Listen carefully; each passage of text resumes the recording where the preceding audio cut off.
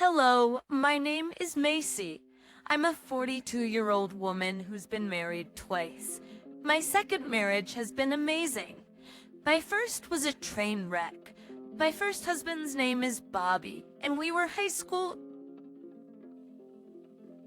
sweethearts. We were your typical jock and cheerleader couple. We had a good time together, and he made me happy at that time. He was also my first relationship, so I went above and beyond for him. I thought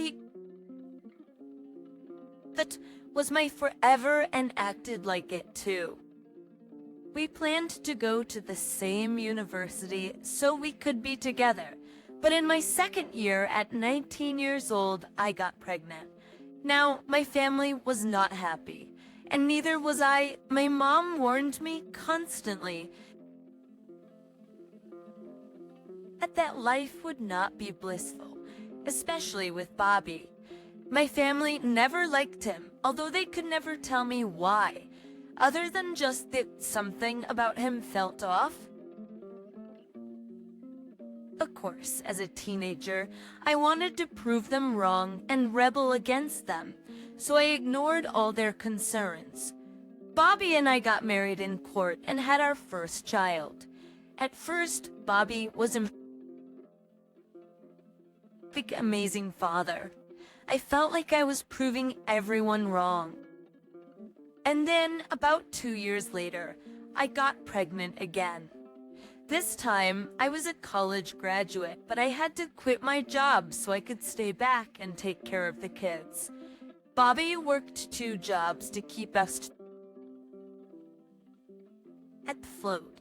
It was a tough life, but at that time, I felt that as long as I had Bobby by my side, nothing could make me feel bad. But a couple of months after our second child, Bobby began to behave very differently.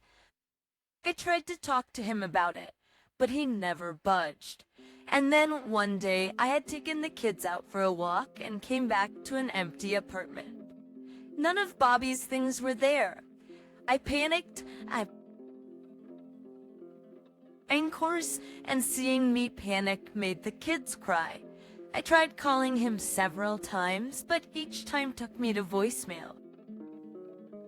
I remember rushing to my mother's place with 2 kids that were bawling while I tried my best to hold back my tears. My mother looked alarmed when she opened the door and let me in. What happened? I think Bobby left me. How? What do you mean? I took the kids for a walk, and when I got back, the house was empty of all his things. I can't get a hold of him either. Oh no, do you know why he might have left?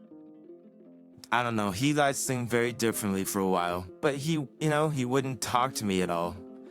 And then today just happened.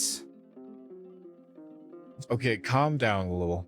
We'll wait a little while, and if he doesn't show up, we'll file for a divorce and I'll help you out. Why's it my let them? How can he do this to his children? I know. I know I wish I could find him for you and ask him all these questions. But we have to move on. Not because it'll heal you, but because you have 2 kids to raise, so... My mom was right, so I spent the next few months painfully getting over him while raising 2 kids who looked a lot like him. I cried myself to sleep for many nights, but eventually, months turned into years, and I slowly got over the pain. My kids obviously asked questions about their father, and when they were old enough, I told them the truth. They were devastated but surprisingly understanding about their past. Together as a family, we learned to live past the pain. My mom was obviously the biggest help for us, and she made raising 2 kids easier than it would have been all by myself. I happened to meet my current husband, Fred, at a bar 13 years after Bobby left me. I was out with my friends for one of their birthdays. My mom had the kids, and I figured it was the best time to...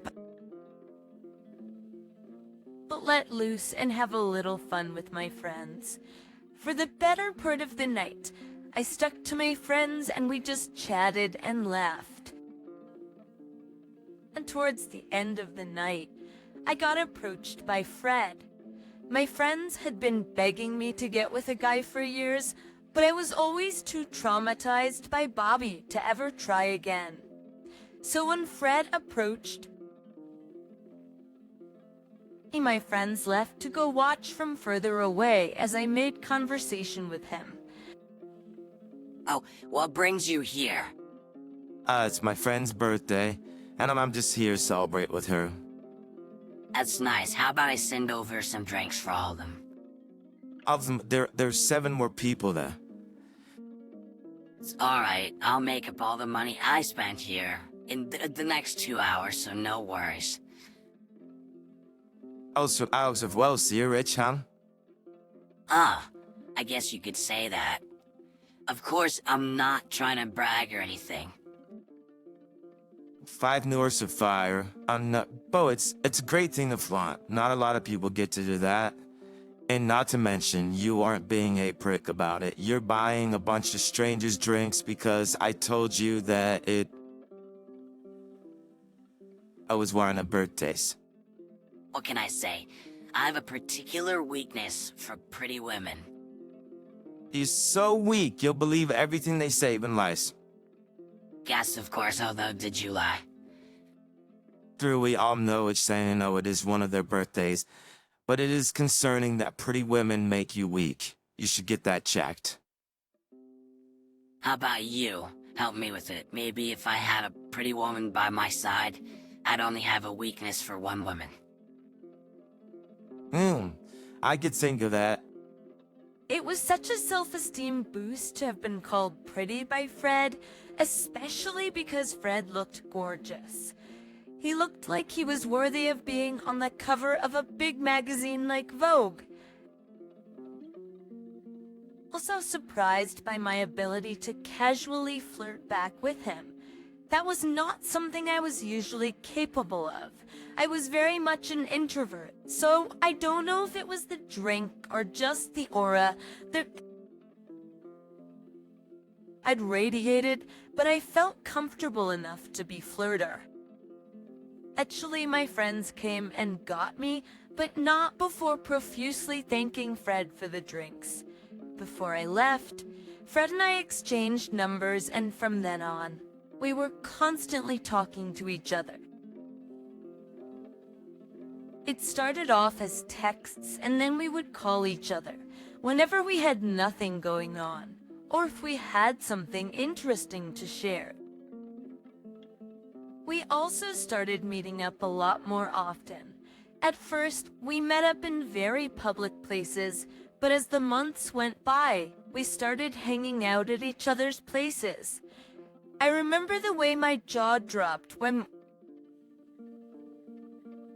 I walked into his house because it was quite literally a mansion. Fred laughed at my shock and told me that I should get used to his wealth because it would soon be mine. Fred was very open about wanting to marry me. He told me countless times how he had never felt so comfortable around anyone aside from me, and that only made me love him more. Fred was also more than open to me having kids. I remember him being particularly upset for me when I told him about Bobby. Ever since I told him, he went above and beyond to show me just how much I meant to him. Fred and Bobby were worlds apart, and it wasn't until Fred that I understood why so many people did not want me marrying, or even just being with Bobby. I was glad that I got out of it, but I hated the way Bobby treated me after I broke up with him. I'll tell you the way it happened. Fred helped me heal and forget all about it, which I was super grateful for. We only dated a year before getting married. We had a destination wedding and we flew out all our guests, which were technically just a handful of them, because we only wanted those who were really close to us to be there.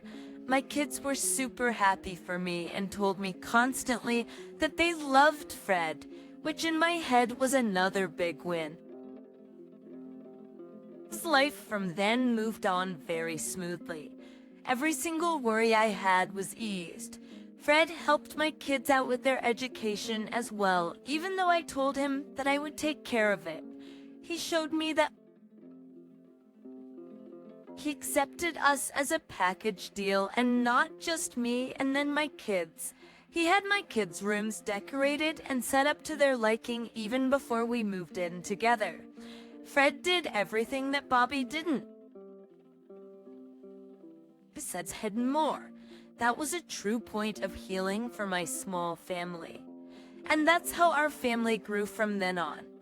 Fred and I had a child of our own, yet he never treated my kids differently. About a year after Fred and I got married, my kids asked him to legally adopt them, which once again was a turning point in our family. After that, we became one big family. We did everything that families did.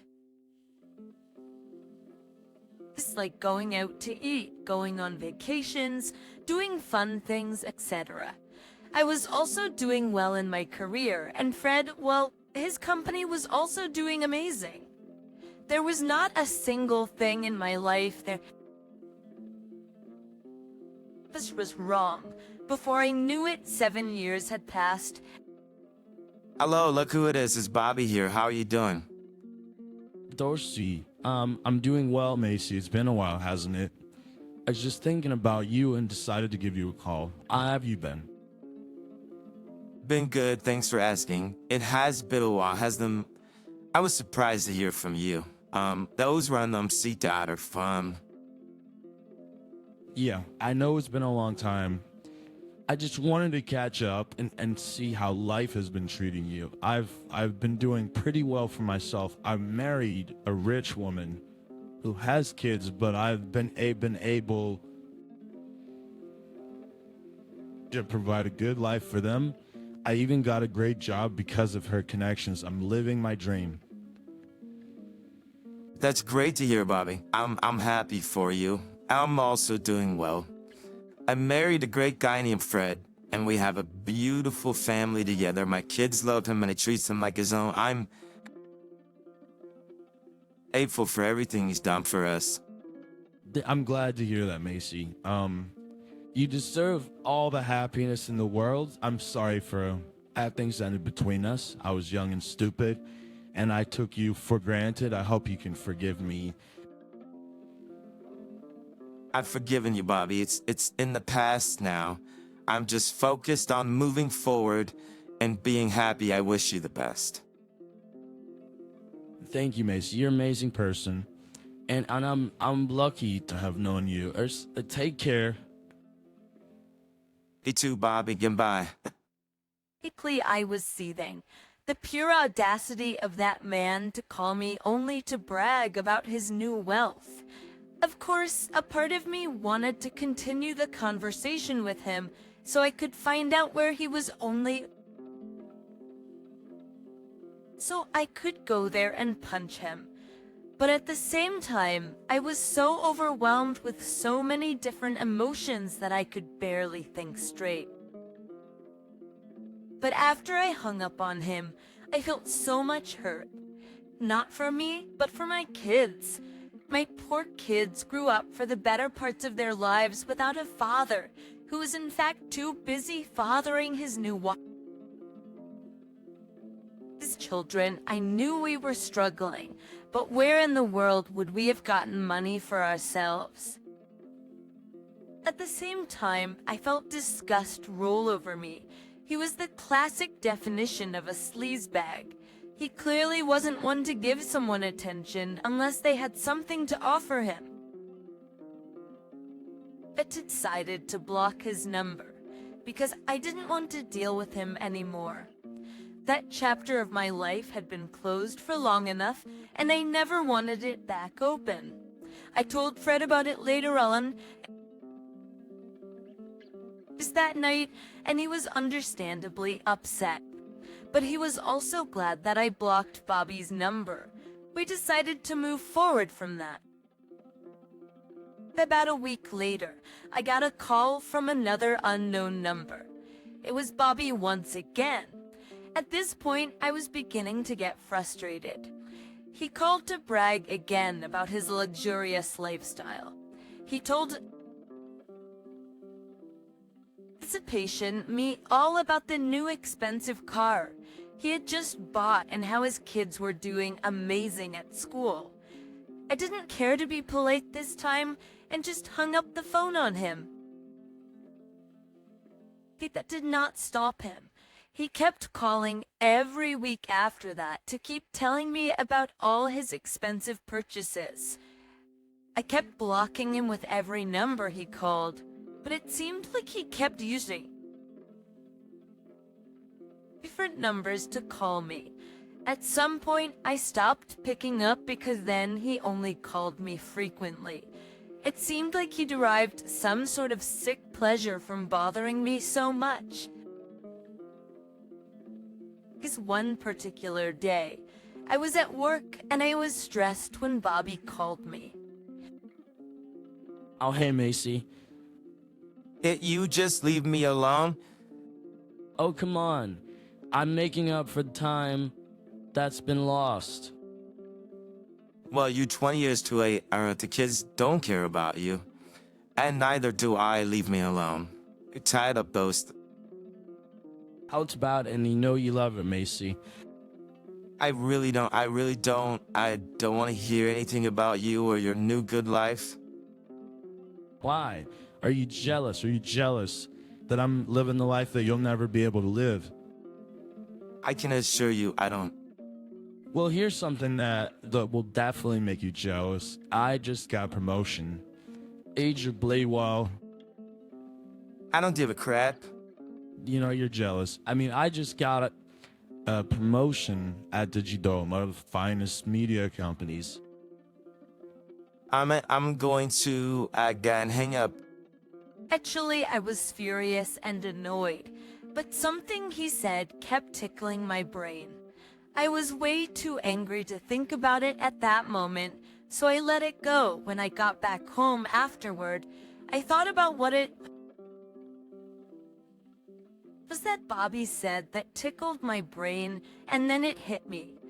He said he worked for Digidome, one of the finest media companies, which I had to agree with. They were responsible for hiring and recruiting some of the most talented influencers and journalists in our city.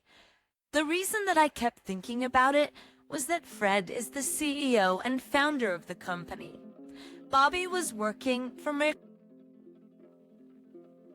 husband.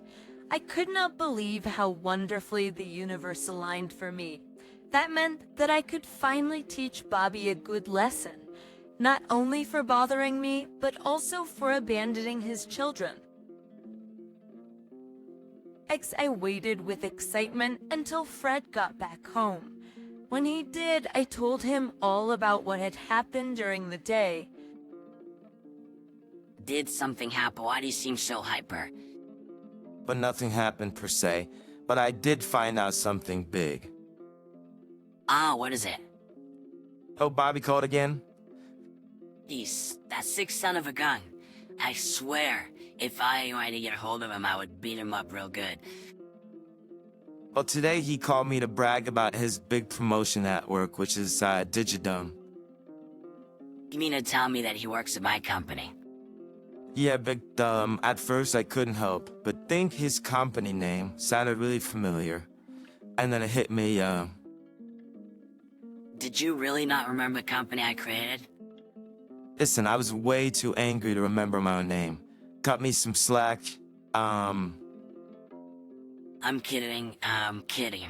Anyways, you want me to fire him? Absolutely, but before you do, I was wondering if there was gonna be any way to humiliate him.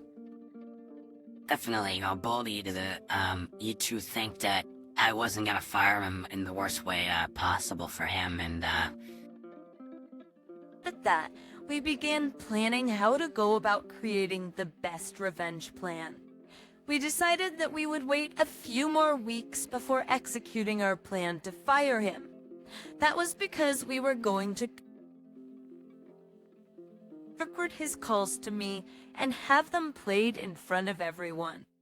The company was going to hold a huge event in 2 months, and to our luck, Bobby was going to be in the lead. I was going to be in charge of it. There were going to be several big names present, and we were going to tarnish his reputation.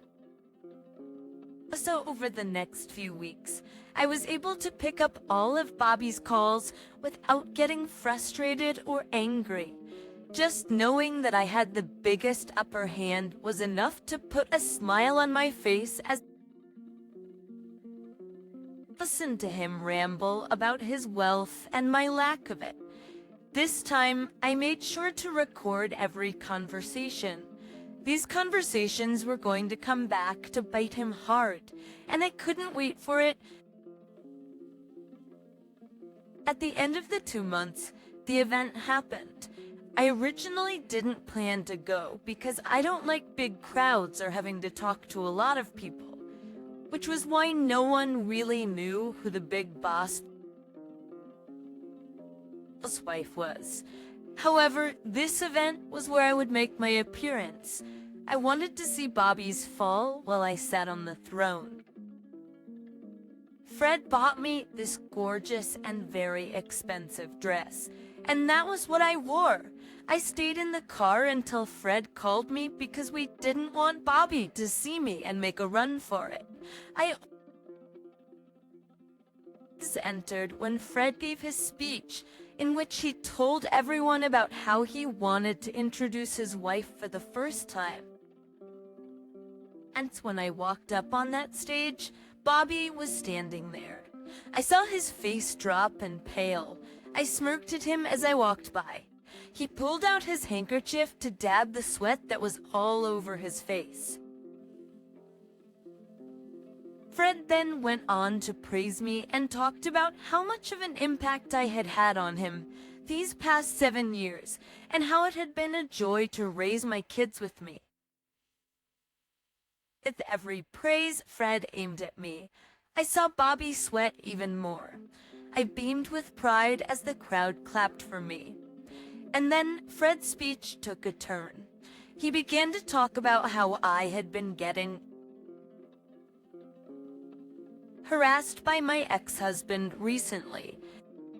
He told the crowd about how my ex-husband had abandoned me and my kids to go and father another woman's children just because she had wealth.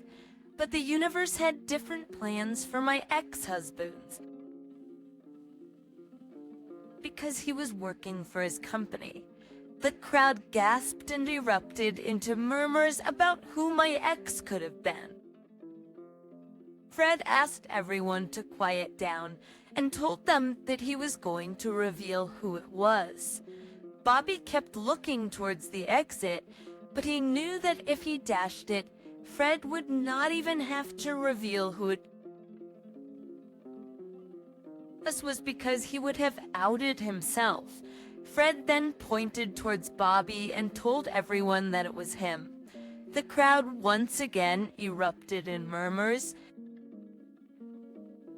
Bobby looked like he was about to pass out, but Fred wasn't done yet. He told everyone that he had proof of all of this and proceeded to play the recordings of all the calls that Bobby had made to me in the past few weeks. Bobby stilled as he heard everything, but then announced that because of everything that Bobby did, he would no longer be working with his company. The crowd cheered for Fred and me as we walked off the stage. Bobby was escorted off the event, and the rest of it went smoothly. I had served my revenge, and there was nothing sweeter than that. Fred and I had a blast at that event, and I even managed to find someone who offered me position at their firm. The day after the event, I got my last phone call from an unknown number. Oh, you're awfully bold to call me again after last night. Oh, Dad, you tricked me. Whatever do you mean? You absolute witch. Don't play stupid with me. How could you not tell me that you were married again, and that too, married to my boss? Like I told you several times, Bobby, I simply didn't care about you. I know that, but the decent thing for you to do was to inform me. So you would only stop harassing me if you knew who my husband was, and if my husband wasn't your boss, you would have continued to do it. Untwist my words.